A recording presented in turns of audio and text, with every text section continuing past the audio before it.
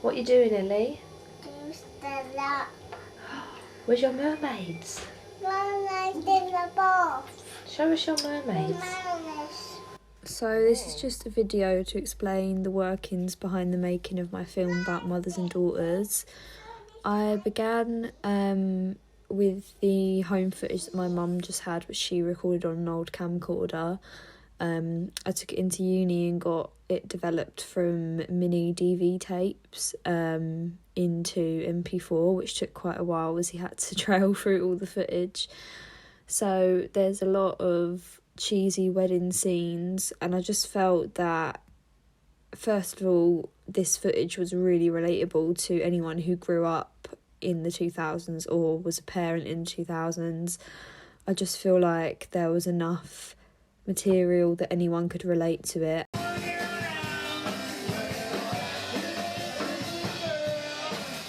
And also, because the film is about my mum and me, it does make the most sense to see me and her, although she isn't present in a lot of the film, which was kind of an issue. Not an issue, just something I had to work around, that she wasn't present in a lot of the film. But I think not seeing her face and hearing her voice kind of puts the film more on edge and explains that mother-daughter tension. As the film is about the contradictions and lack of understanding between me and my mum, but still having that mutual love underneath, I chose to have the really honest, awkward conversation that I had with my mum, which did get quite heated at some points. Do you think you were made to be a mother? Because I don't think you are. I think we have a complex relationship. Complex? Yeah. In what way?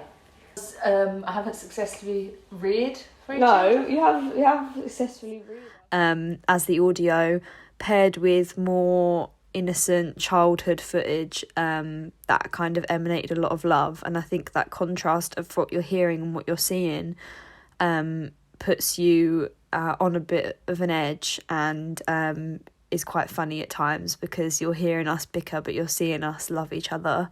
So that was a constant that I wanted to run throughout the film. Walking the line between being too symbolic and too literal with my footage and ideas is something that I've struggled with, and I wanted to improve on in this film. I struggled with trying to encapsulate the idea of the push and pull and the tension between a mother and daughter, and showing this in a visual sense. I made this strange sort of heart object with two handles. I filmed myself sewing this together, and used the opportunity of sewing and filming this to talk myself through the project and my thoughts about me and my mum's relationship. In my life, she has known me best. This was really good as an exercise, but as an outcome, it just visually didn't fit in the world that I was creating. As you can see, it sticks out like a sore thumb a little bit. So it was kind of disheartening for me to ditch that after spending a week or so designing, making and filming it. But I'm glad it's something that I took a cutthroat decision with, because in the end, it's allowed me to recap the project and get myself back on track, but I didn't need it for the final outcome. So distinguishing what I do and don't need is something that this helped with. Looking at more of my experimentations that didn't make it into the final film, the one you're about to see didn't go through, just because I found the message was clearer when the imagery was just me and my mum and our lives together. Whatever the baby needs from you, it will take from you. Yeah. And it will take it till there's none left to sustain you. It will kill you. Your body will feed the baby before it feeds yourself. I think it's quite, that goes through life, because if it was a choice between me eating or you eating, then you would eat. If it was a choice between life or death kind of thing, most mothers would sacrifice themselves for their children.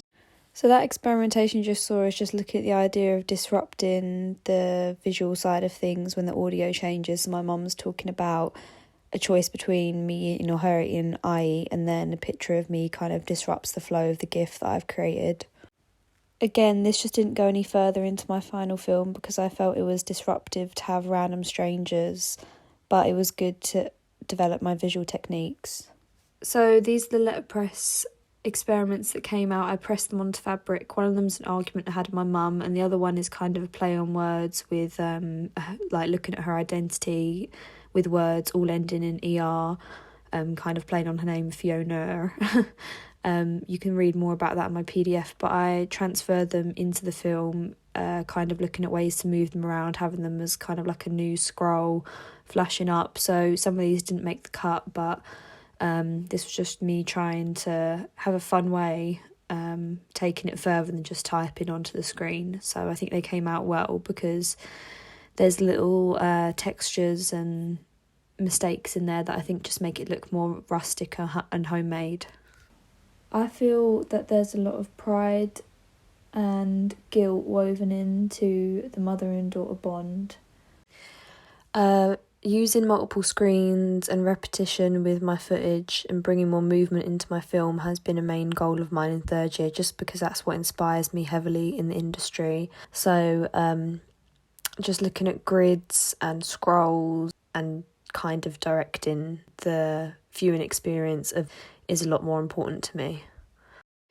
Some of these didn't work so well, like the 9-screen grid that you just saw, but other ones worked pretty well for me, especially looking at having pictures of my mum and then me slowly taking over the screen kind of expresses that sense of push and pull and control between a mother and daughter that I'm investigating. So having my visual techniques reflect the emotional things in my film has been something I've been trying to do.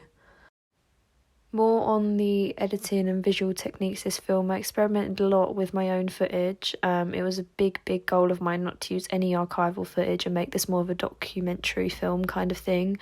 I took a lot of videos of train tracks and the idea of going home, and then overlaid these, did long cross-dissolve transitions, inverting colours and opacity. Because we're looking at me and my mum's perception, I was kind of looking at overlaying videos a lot just to bring two different people's perceptions together, two different times, then and now. And that definitely worked with building the nostalgia, especially towards the end of the film, which I wanted to end on a bittersweet, nice note after all the bickering and confusion that ran through the film.